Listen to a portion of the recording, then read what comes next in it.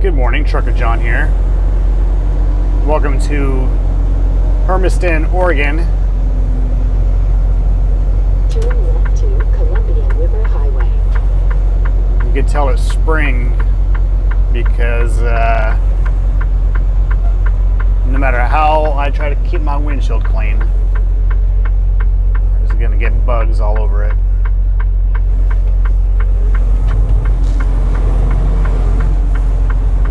Alright, so we are loaded. Picked up at an onion farm. We are heading to Santa Maria, California.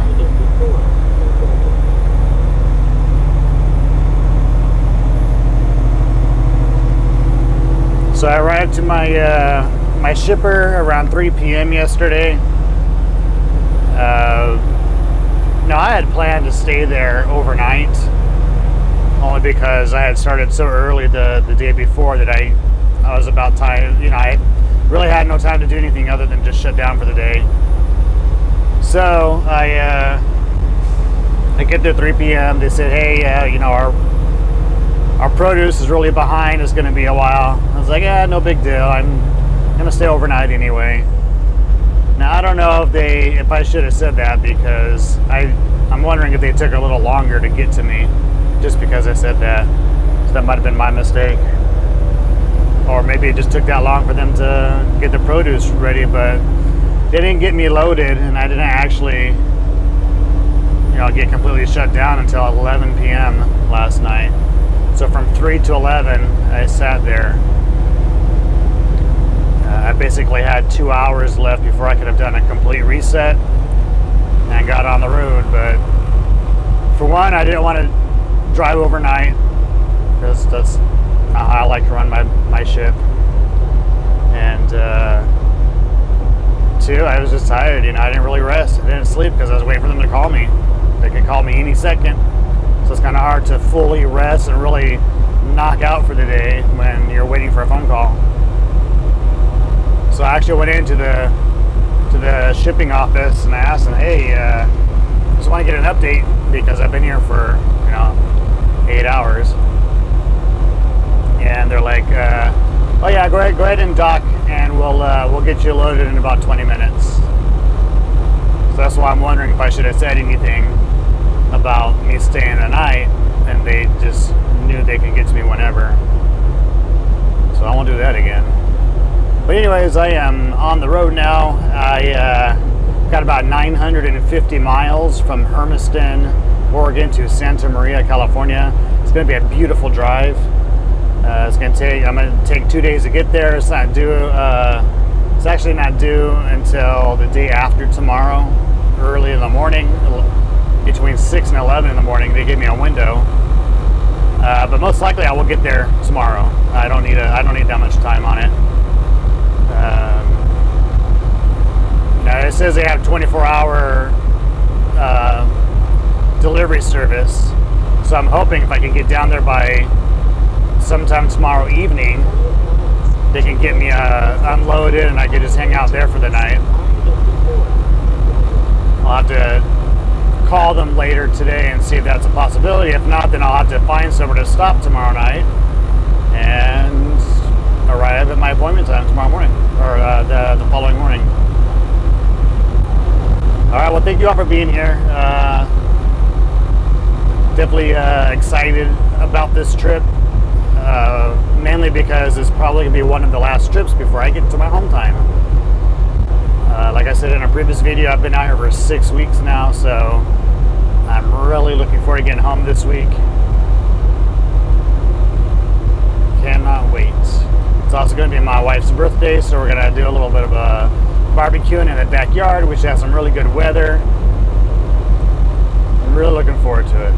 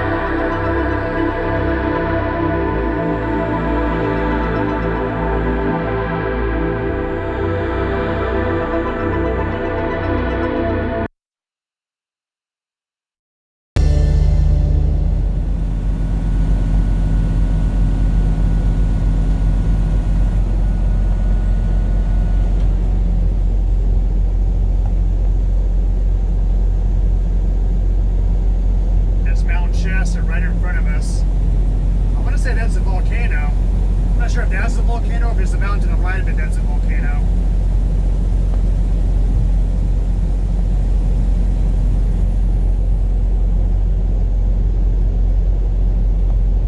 It's a beautiful view.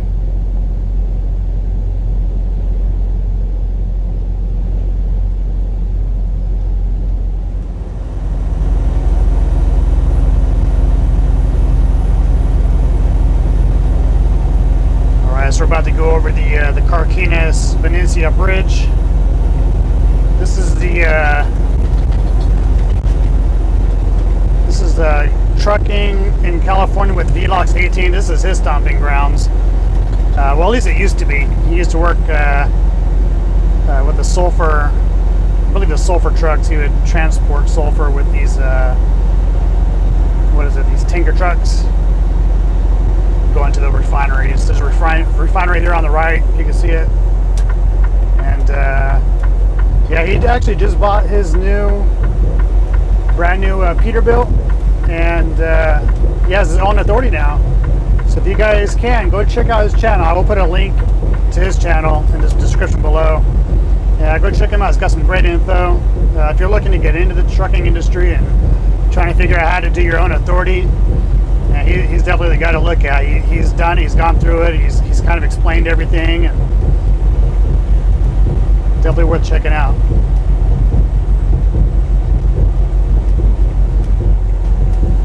All right, so we still got about 275 miles to get to Santa Maria.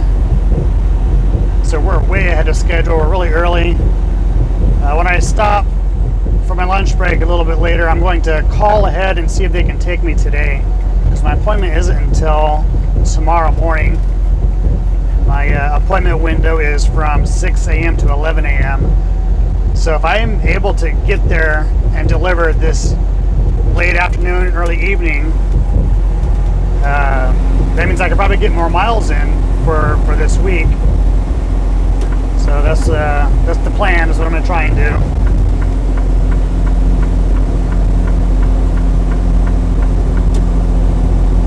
One of the refineries here on the right. I'm not sure which one this is. We have a couple here in the Bay Area. I'm not sure if that's the Chevron or if that's the Valero, or who knows. Stay left for US 101 and Los Angeles.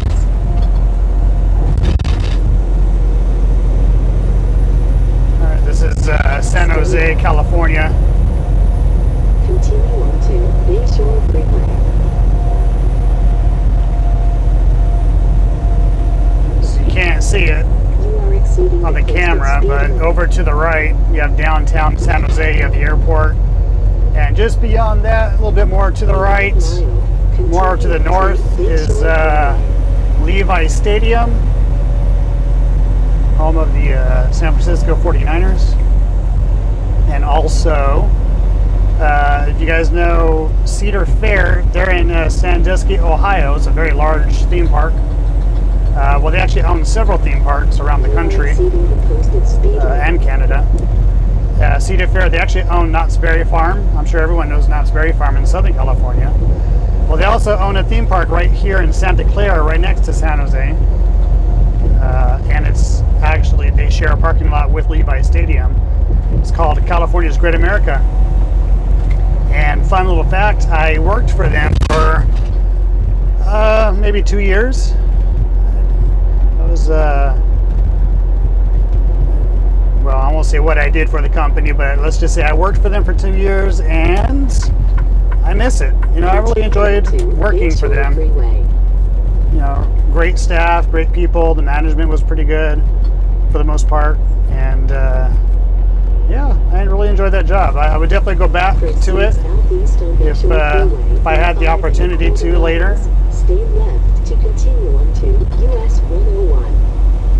But unfortunately, in these times right now with, you know, COVID and pandemic and everything that's happened, it's kind of hard to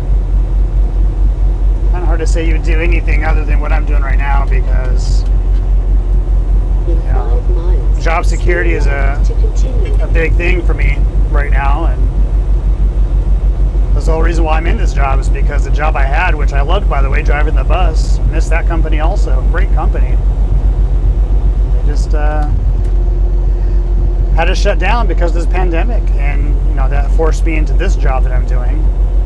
If any of you have followed my story from the very beginning of this channel, you know that.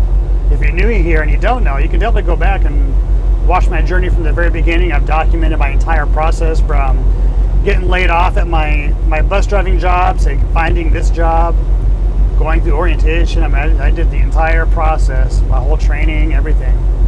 So definitely go back. If you go to my playlist go to my channel and go to my playlist, I've actually made a playlist of just my PSE and my TMT training and my orientation. It's all segregated there, so you can watch everything in order. That way you don't have to go search for videos.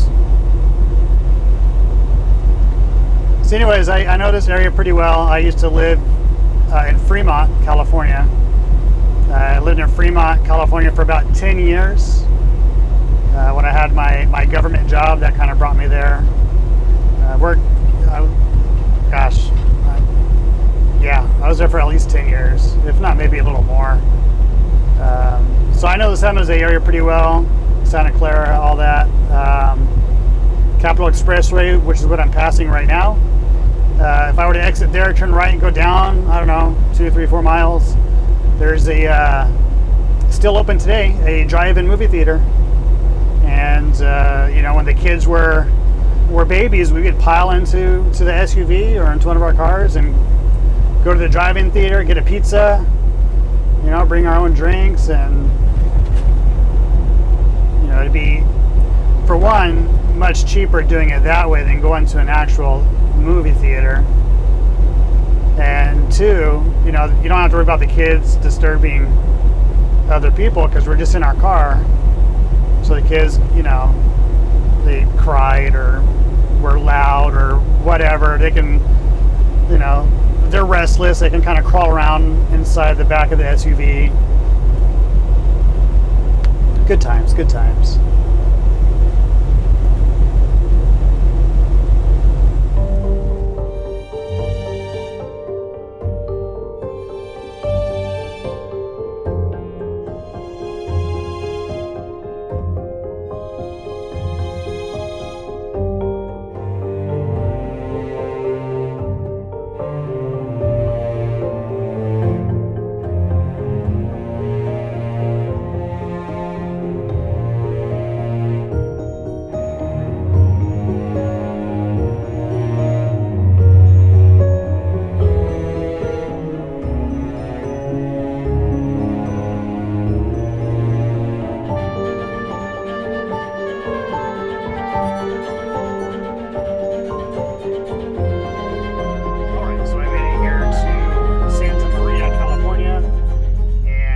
Check this out. Check out these fields. It's a huge field full of strawberries. Probably you can't see the strawberries, but if I can zoom in. I don't know if you can see any strawberries in there. You have to look really close. There are a few little red spots in there where you can see there's strawberries. It's a big strawberry field. But anyways,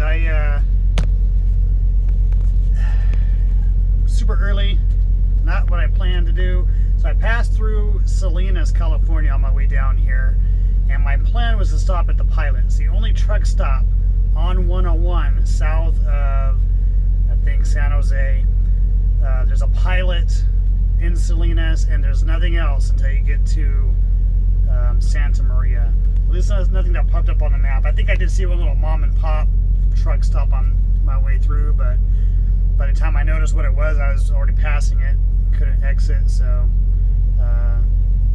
but anyways, what I had planned to do was to stop at the Salinas truck stop there and get a shower in and just stay there for the night. It's about 2.5, 3 hours from my location here, which I'm not doing until tomorrow morning, and they're closed on the weekends. It's a Sunday, tomorrow's Monday, so I gotta wait till tomorrow morning for my appointment time. Man, I got to that Pilot, and it was, maybe because it was Sunday, but man, it was full, overflowing room full of trucks and motorhomes and campers and drop trailers, and it probably was good I didn't stop there, because if you know Salinas, it's not that great of an area. It's not the greatest place to be. But this particular spot where Pilot was, you know, it was out of the city. It was kind of far away from everything, so I don't really think it was a safety issue. But definitely frustrating, man. I was really looking forward to taking my shower and, you know, taking care of my personal business there and just shutting down for the night, saving my hours a little bit. But man, so much for that idea. So I went down the street, and there was actually a 7-Eleven that I noticed had truck parking, so I said, well, I'll just stop there then. Pulled in their parking lot, and they had this huge sign right as you drive in that says parking by permit only, so basically you got to pay for parking. It's like, man. So I stopped at their fuel station real quick, logged it. Where can I stop around here? Nothing. There was a rest area pretty close to where I am here, so I was like, well, I might as well just come all the way.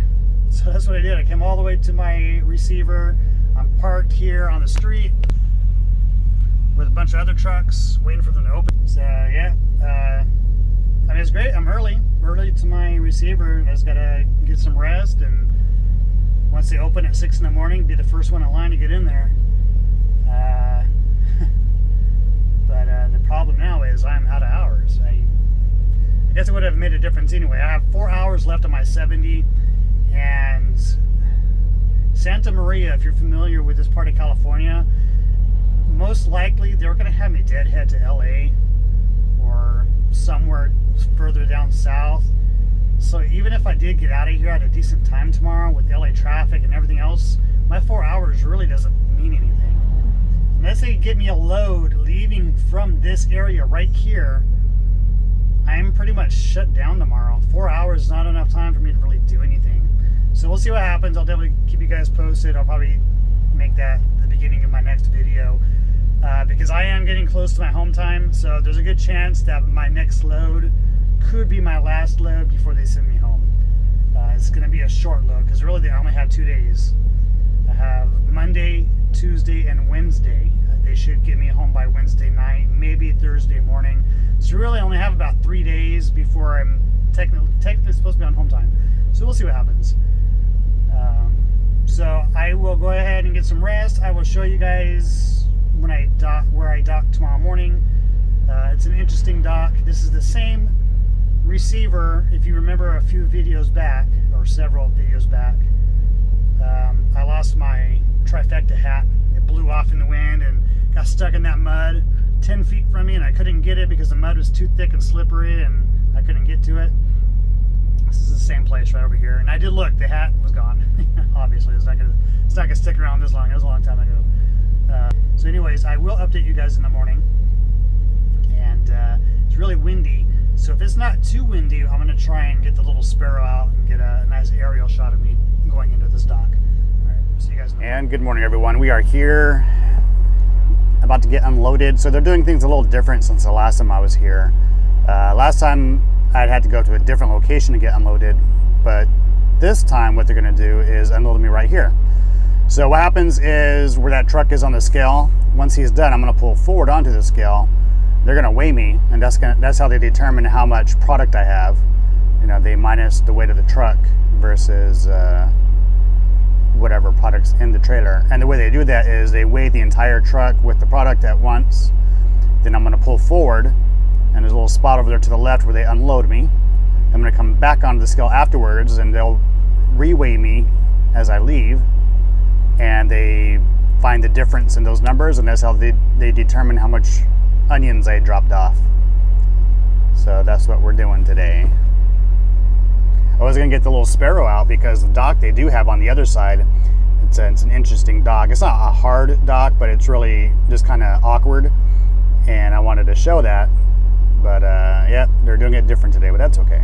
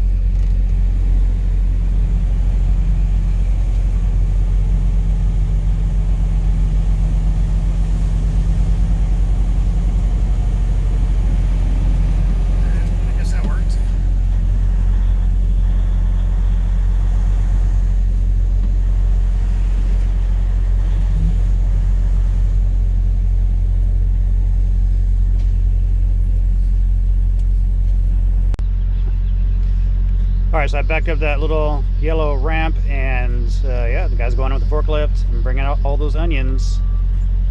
There he is, stacking them right there. So I weighed 77,440 pounds coming in. So we'll see what I weigh going out, and that will determine how many onions, or the weight of the onions, and they determine how many onions that is based off the weight. All right, there it is, 34,000 pounds. That's what my truck weighs.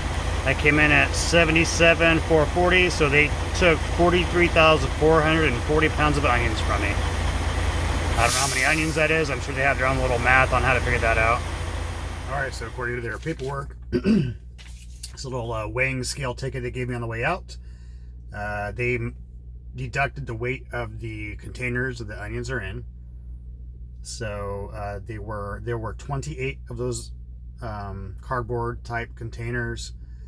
So I said I was, what, 43,440 pounds of product that I dropped off, because my truck at the end was only 34,000 pounds. So they took away 1,870 pounds just for the cardboard boxes, which gave them a total weight in onions of 41,620 pounds. Again, I don't know how they calculate, if they even calculate how many onions that is. It's probably done by weight only. I'm not sure when you buy them at the grocery store, they're all in the same amount of pounds in the bag. You know, you don't weigh them like you do like a bunch of bananas. But anyway, yeah, that's it. We made it. We delivered. I'm still low on time though. Let's see, I only have... You have 3 hours and 37 minutes of remaining drive 3.5 time. hours left of my 70 in Santa Maria, California. So like I said earlier, if I can't get a load out up here somewhere, I might be stuck here for the day.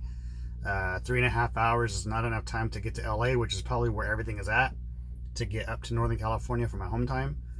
So there's a good chance I might be stuck right here on the side of the road, in a parking spot, but on the side of the road, right outside of the receiver until midnight tonight, which is when my hours come back to me.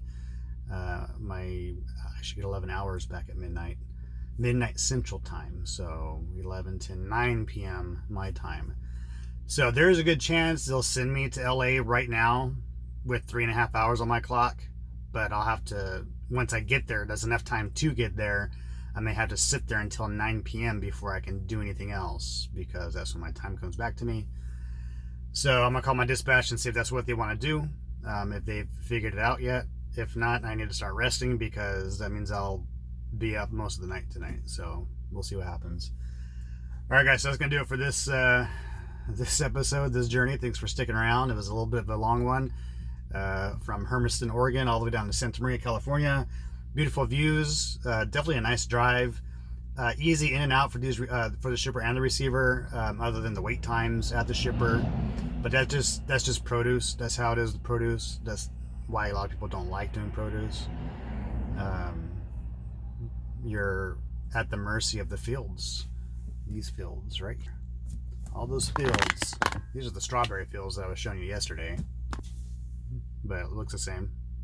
It's just the dirt I picked up at an onion field. So yeah, you know, they got to pick it, pluck it, whatever. Then they got to bring it into their facilities. They got to do whatever they do to treat it. You know, they got to, I don't know if they clean them or what they do. I think the onions, they shell them. I think they take some layers off, if I'm not mistaken. There's a machine like taking the peels off or something, the dirt, I don't know. Then it goes into the warehouse from there. Then they got to cool it. It's got to be at a certain temperature before they load it onto my cooled trailer, which is why it's also important that my trailer is at the temperature it needs to be at before I even arrive there, or they won't load me, because the product has to be at a certain temperature from the warehouse to my truck to the receiver here. And that's pretty much across the board for any type of produce. That's how it is. And that's why there's a delay. You know, if they're slow picking in the field, well, then it's not going to get to the warehouse in time, so you got to wait. And unfortunately, with produce, there is no detention pay. So when I was stuck for 8 hours in Hermiston, I didn't get detention pay for that. I was just out my time, which is another reason why a lot of people don't like produce, because there's no detention pay. At least not all the time. I think there are some instances where there is, but it's not like, 2 hours is a cutoff for anything else. If they take more than 2 hours to load or unload me, I get detention pay from that second hour moving forward. Not the case with produce. Again, it's just the way it is. Now, if they do take, I think it's 24 hours. If you're stuck for 24 hours, then you get layover pay, that has not happened to me yet. So I don't know what to say about it. I have not experienced it. So if any of you Prime drivers out there are watching this and you know anything about layover pay, comment down below. Let me know how it works. Company versus lease op. Whatever. Just throw some info down there. It'd be nice to see how it works. All right, guys. So thanks for tuning in. I really appreciate it, and I'll see you guys down the road.